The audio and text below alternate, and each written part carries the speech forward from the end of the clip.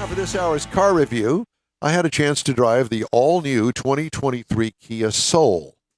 It comes in many trim levels. The LX is the entry, S, EX, the GT line, and the GT line Tech. I did not have a Monroney with this, but I discovered through doing some research that I had the GT line Tech. What size class? This is a subcompact hatchback. Seats 5 passengers, 5 people, including the driver.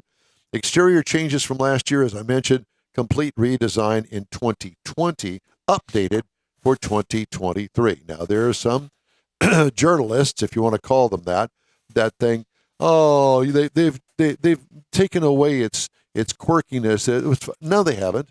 It's an updated version of the original Kia Soul. It needed to be updated, and it's cute. And by the way, I'll get into this in a minute, but they don't make any competitors really a head-to-head competitor. Well, exterior features: redesigned front end with extra large open mouth lower grille, a rear sloping roof line with door and lower valance crevasses on it. Crevasse.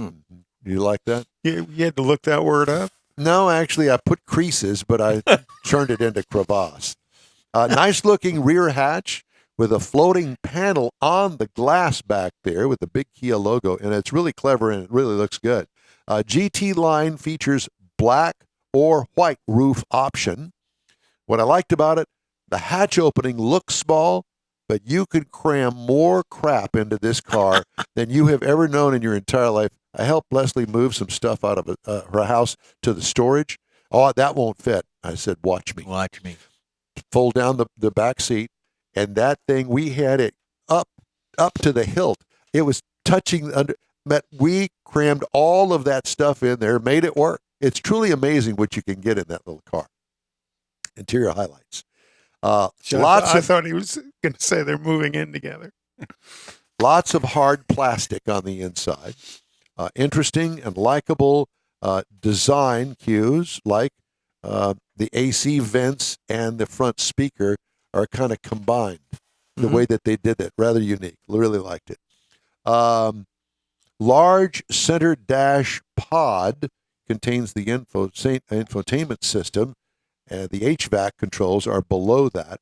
The GT line offers ambient lighting that can be programmed to the beat of the music. Oh, wow.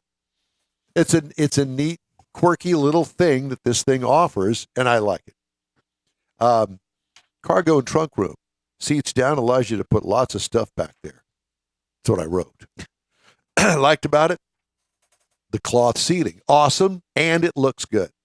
And it doesn't make your butt sweat. What could use improvement? Don't know.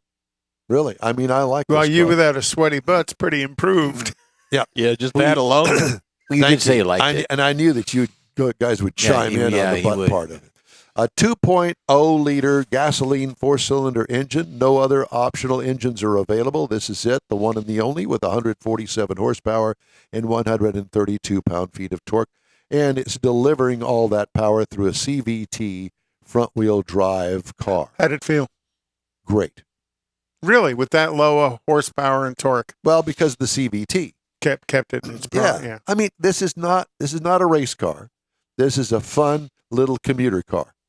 And if you're thinking about buying your college kid or off to college soon kid a new car, I definitely consider this thing. City. If you can get it insured. You keep talking about that, Conrad. He's stuck on that too. I know. Isn't he? Miles per gallon, 28 in the city, 33 on the highway for a combined of 30. I got 30.5 miles per gallon over 374.1 miles. What I liked about it is the nice power to weight ratio. What could use improvement? A turbo option. I think that they should have that. Wow. Well, Kia offers a turbo engine and something else. They do, and they used to offer a turbo engine in this, but they dropped it. I thought that was the GT. It's not available anymore. Oh, that's terrible. Yeah, but at any rate, they could have bring back the GTR. Ride and handling, sporty feel. The pirate version. The pirate version. Wouldn't they? Hey, what a great thing, huh? And you put a patch over one of them. Over half the windshield. over one of the headlights. Absolutely. And with some nice big eyelashes up there. Oh, yeah. Erica's got those on her car. Let's see, pricing. Well, base price is around $25,000. Not bad. As I mentioned, pre-production model with no Monroney on it. I just had to guess. The base model price is under 20. It's $19,890. Aren't many cars out there that are under Bingo. 20. And to offer this much utility, this is cool. Yep. Competitors, again, none now that the Scion XB and the Nissan Cube are gone. Cube's long gone, too. So is Scion XB. But those were the main competitors to this car. You wouldn't consider the Mini Countryman to be a competitor?